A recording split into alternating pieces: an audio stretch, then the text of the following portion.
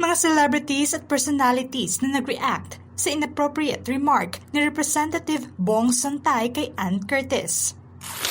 Jasmine Curtis Smith.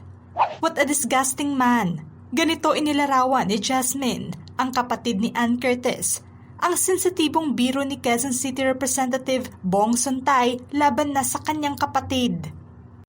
Sa kanyang X account, may reaksyon ng kapuso actress kung saan nakakadiri at nadismaya umano siya sa hindi magandang biro ng mambabatas sa kanyang kapatid. Ito'y kaugnay na sa inappropriate joke ni Sontay sa pagnanasa na banat niya kay Ann sa kanyang reaksyon. Respectfully, Bong Sontay, what on earth? Bakit ganon ang thinking? What a disgusting man, a father, a husband. Sa kanyang Facebook post naman, may banat na reaksyon siya kay Sontay at Ania.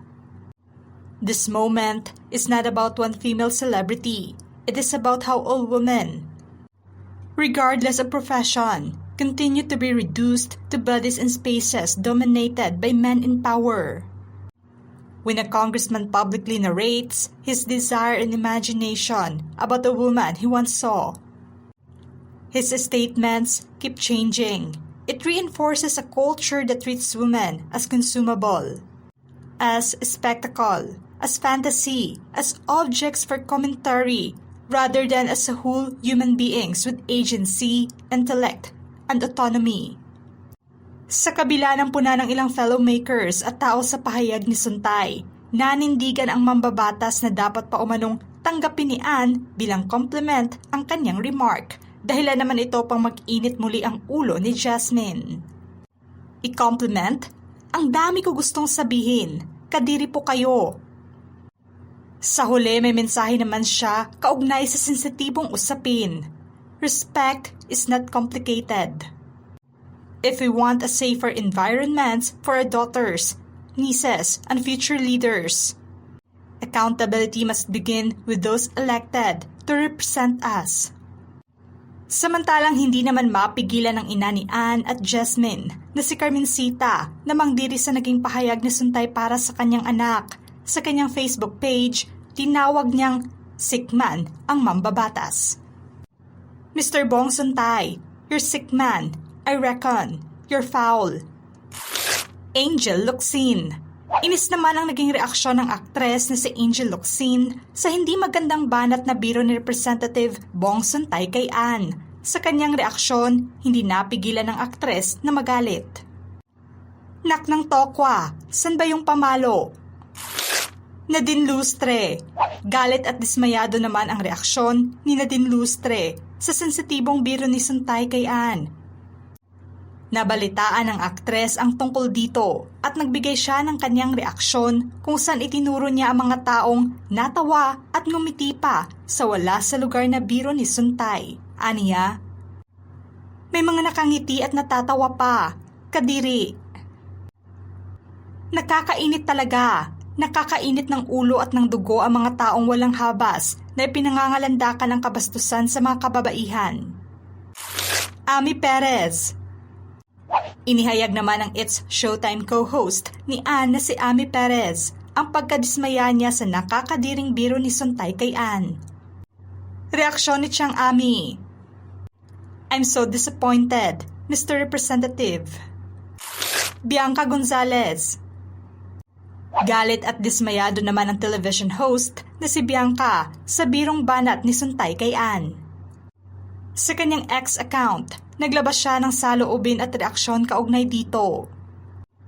Nanawagan din siya na huwag in-normalize ang mga birong tulad ng pahayag ni Sontay. Please let us not normalize this behavior. Disgusting, especially for a public servant. Punto pa niya na tila wala umanong pagsisisi ang mambabatas sa kanyang biro. The fact that there is no remorse.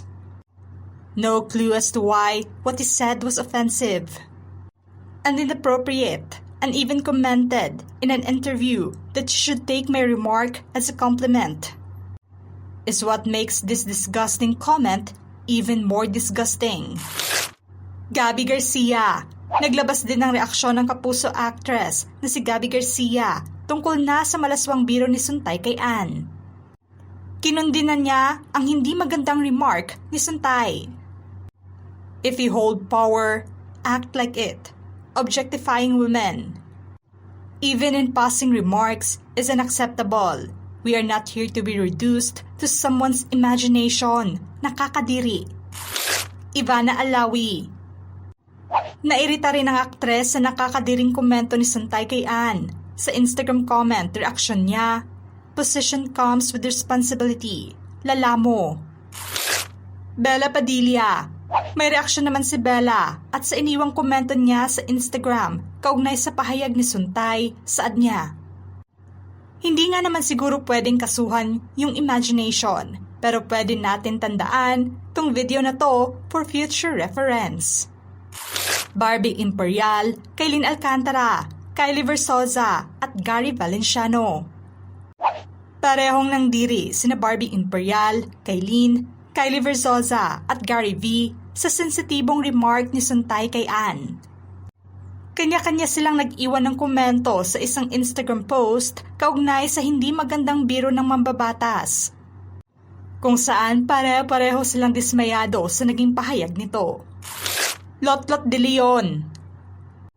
Kwestiyon tuloy ng aktres ang kredibilidad ni Suntay na maging isang mambabatas dahil sa malisyosong biro niya kay Ann. Sa isang Instagram news post, nag-iwan ng komento ang aktres at aniya, "Oh my God, and you're supposed to be a statesman? To even speak about this out loud? Have you no decency at all?" Karen Davila. Naglabas din ng kanyang reaksyon ng news anchor na si Karen Davila kaugnay na sa nakakadiring biro ni Suntay sa aktres na si Ann Curtis. Sa kanyang X account, sinabi niyang, "A congressman, a representative of the people, paid by the nation, a husband, a father with daughters, without the consciousness, knowledge of decency, of how women should be talked about. Please keep your sick thoughts to yourself." More than striking his comments off the record, he should apologize. Women's Month pa talaga. Ano ang masasabi niyo sa reaksyon ng mga celebrities at personalities sa malisyosong remark ni Representative Bong Suntay kay Ann Curtis? Just comment below.